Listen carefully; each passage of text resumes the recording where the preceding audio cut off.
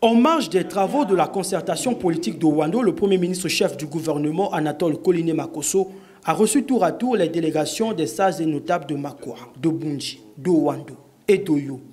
En tenue traditionnelle pour certains, ces dépositaires du pouvoir moral ont réaffirmé leur adhésion à la concertation politique en prônant la paix et en sollicitant des mannes leur protection et leur bénédiction pour le processus électoral en cours.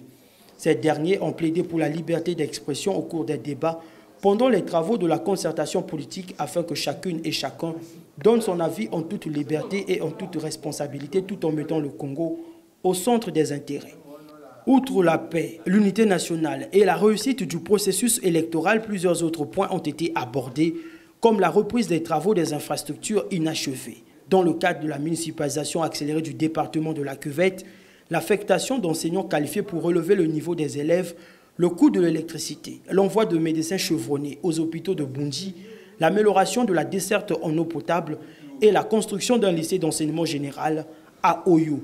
De son côté, le Premier ministre chef du gouvernement s'est dit touché par la démarche et les propos des notables. Aussi a-t-il dit, le gouvernement fera le nécessaire pour relever les défis qui s'imposent au pays.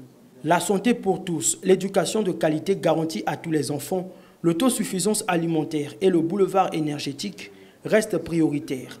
Des chantiers pour lesquels Anatole Koliné Makosso affiche sa détermination à participer à leur réalisation aux côtés du président de la République.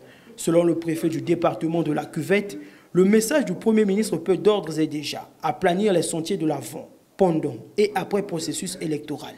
Anatole Koliné Makosso a aussi et surtout invité les sages et notables de la Cuvette à soutenir les efforts de paix et à prêcher l'amour et l'unité entre les filles et fils du pays.